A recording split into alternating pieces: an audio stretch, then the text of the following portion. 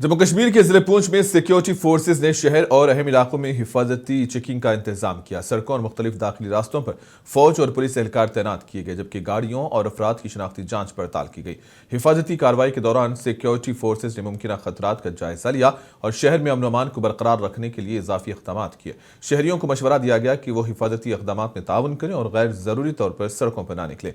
Security forces ने बताया कि यह चेकिंग मामूल के हिफाजती इक़दाम का हिस्सा है ताकि किसी भी गैर मुतवक्को वाक़े से बचा जा सके।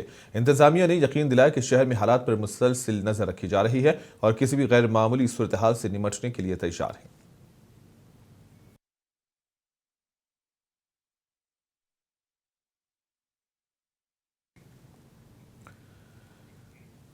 जम्मू कश्मीर के रामबन में सीआरपीएफ की 84वीं बटालियन ने अपने टेक्निकल हेडक्वार्टर में चनाब ओपन एयर जिम का इफ्तिताह किया और इफ्तिताही तकरीब में 84वीं बटालियन के कमांडेंट एन रणबीर सिंह ने शिरकत की और जिम की जदीद सहूलियात का मुआयना किया। कमांडेंट एन रणबीर सिंह ने इस मौके पर कहा कि ओपन एयर जिम का क़याम नौजवानों की फिटनेस और जिस्मानी मजबूती को बढ़ाने के लिए एक अहम कदम है। इन्होंने कहा कि बाकायदा वर्जिश न सिर्फ जिस्मानी ताकत में इजाफा करती है बल्कि नफ्सियाती सेहत को भी बेहतर करती है, जो कौमी खिदमत में हर जवान के लिए ज़रूरी है। इस ओपन एयर जिम में जदीद मशीन, वर्जिश की मुख्तलिफ आलात और तरबियती सहूलियात मौजूद हैं, जिससे एहलकार अपने फिटनेस प्रोग्राम को मौसर तरीके से जारी रख सकेंगे। सीआरपीएफ ने इस इक़दाम को जवानों की सेहत, तरबियत और काम की इस्तेदाद को बढ़ाने के लिए एक मुस्बत कदम करार दिया।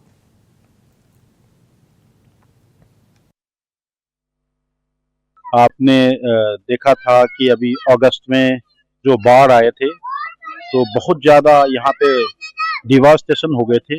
जिस जगह पे हम लोग खड़े थे सब पानी ले गए थे, यहाँ पे स्ट्रक्चर्स थे। तो पुनः 2-3 महीने में 84 बटालियन का टीम मिल करके जगह को तैयार किए हैं और चनाब नदी बगल में है, अच्छा यहाँ पे वातावरण है, व्यू है। तो यहाँ पे एक जवानों का फिटनेस को बढ़ावा देने के लिए एक ओपन एयर जिम का हमने उद्घाटन आज मेरा मिसेस के थ्रू किए हैं।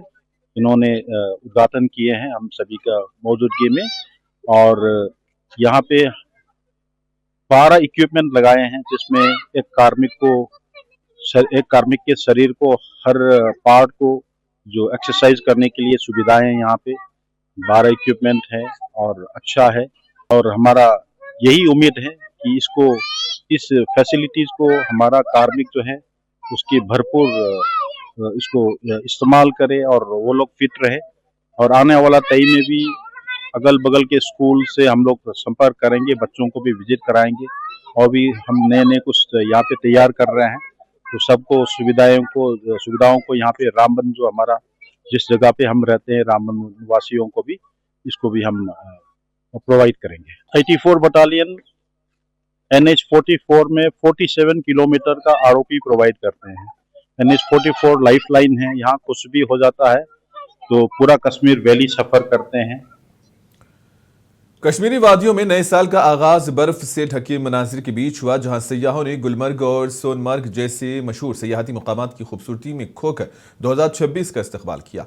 ताज़ा बर्फबारी ने पहाड़ों और वादियों को एक जादुई रूप दे दिया, जिससे सयाह और मकामी अफराद दोनों महसूस हुए। सयाहों ने गुलमर्ग में सफ़ेद चादर से ढके चश्मों और पहाड़ों और घूमने फिरने के मुख्तलिफ मकामात का लुत्फ उठाया, जबकि सोनमर्ग में भी ज़ायरीन ने बर्फ से ढके मनाजिर की खूबसूरती का तजुर्बा शेयर किया। ज़राए के मुताबिक अप्रैल 2025 में पहलगाम में दहशतगर्द हमले के बाद कश्मीर में सयाहत में कमी वाक़ हुई थी।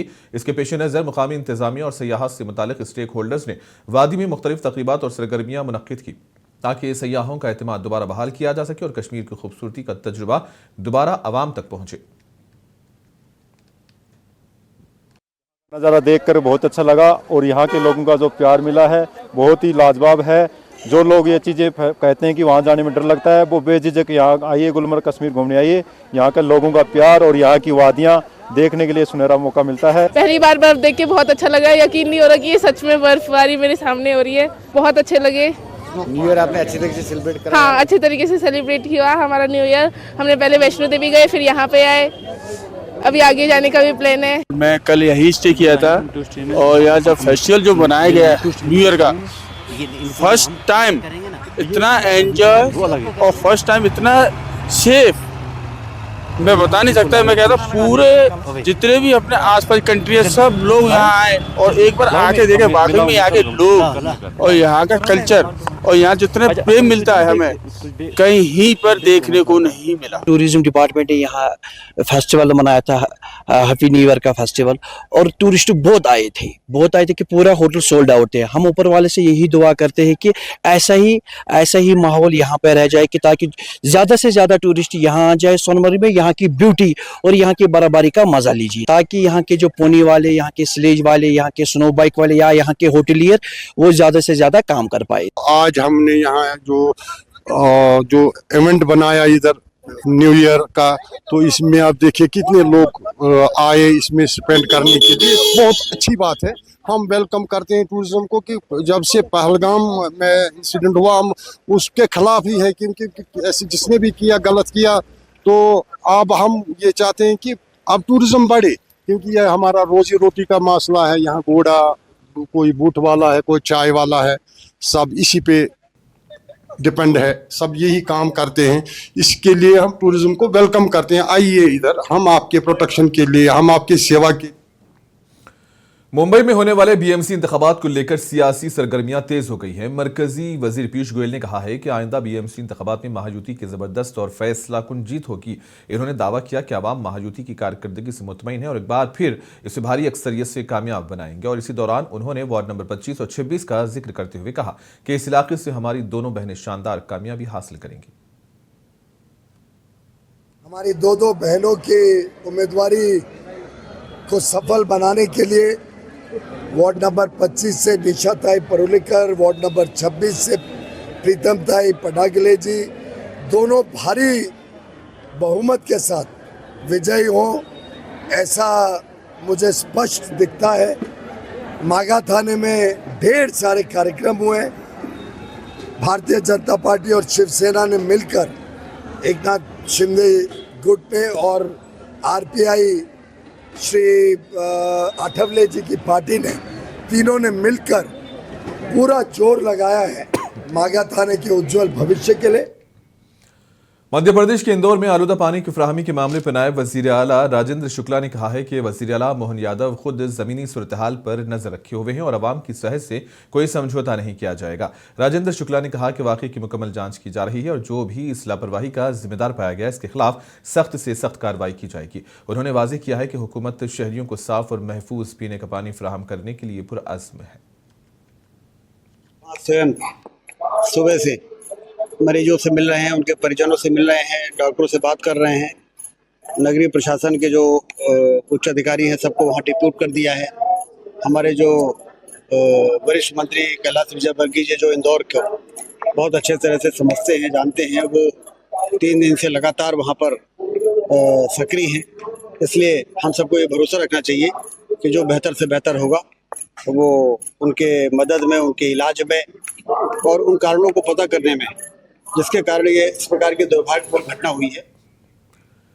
बीजेपी के सीनियर लीडर व अदाकार मिथुन चक्रवर्ती ने मगरबी बंगाल की वजीर आला ममता बनर्जी के हालिया बयान पर सख्त रद्द अमल का इजहार किया। मिथुन चक्रवर्ती ने कहा कि अमित शाह को धमकाना बेमाने हैं और अगर हिम्मत है तो बंगाल में उनके दाखिले पर पाबंदी लगाकर दिखाएं। मिथुन चक्रवर्ती ने ममता बनर्जी के देशासन वाले बयान को गैर जिम्मेदाराना करार देते हुए कहा कि इस तरह के बयान सिर्फ सियासी फायदे के लिए दिए जा रहे हैं। उन्होंने कहा कि मरकजी वज़ीर दाखिला अमित शाह किसी के दबाव या धमकियों से नहीं डरते और मुल्क की आइन के मुताबिक अपना काम कर रहे हैं। इस तरह को थ्रेट किया है तो पूरी तरह से करने को बोलिए ना, फिर मजा देखिए। ऐसा बोलने से क्या होगा? बोलिए पूरी तरह से थ्रेट करे कि बोले कि आज से आपको पश्चिम बंगाल में आने नहीं देंगे, फिर देखिए क्या होता है। सब बोलने से थोड़ी ऐसे कड़ी हवा वहाँ। इस बार नाक डसेगा बीएमसी को? अब देखना, इस बार तो हम बनाएंगे ही बनाएंगे सरकार। उत्तर प्रदेश के बुलंदशहर जिले के अनूप शहर इलाके में पुलिस ने 5 मुजरिमों को गिरफ्तार किया जिन्होंने मुबैना तौर पर सीबीआई अफसर जाहिर करके एक ताजिर के घर को लूटा था। पुलिस ने चोरी शुदा जेवरात 13 लाख से ज्यादा रुपये की नकदी, जुर्म में इस्तेमाल होने वाली 2 मोटरसाइकिलें, 3 गैर कानूनी बंदूकें बरामद की हैं।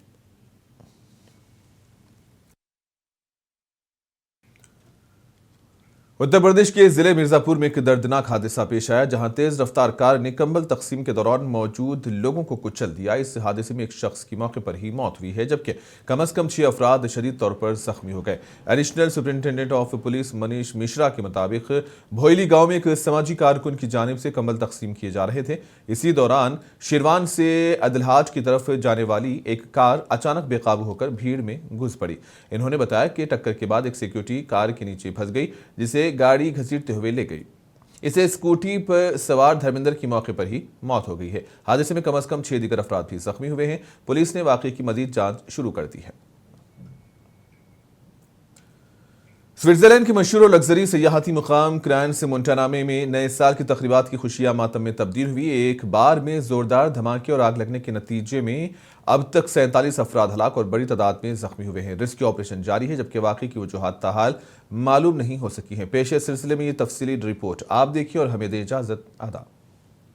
स्विट्जरलैंड के मारूफ रिजॉर्ट शहर क्रांस मोंटाना में एक बार में होने वाले जोरदार धमाके ने खुशियों को मातम में बदल दिया। ये धमाका बुध और जुमेरात की दरमियानी शब मकामी वक्त के मुताबिक तकरीबन 1:30 पर पेश आया, जब नए साल की तकरीबात के सिलसिले में बड़ी तादाद में सयाह बार में मौजूद थे। पुलिस के मुताबिक धमाका शहर के एक मशहूर बार ले कॉन्स्टेलेशन में हुआ, जिसके फौरन बाद इमारत में शदीद आग भड़क उठी।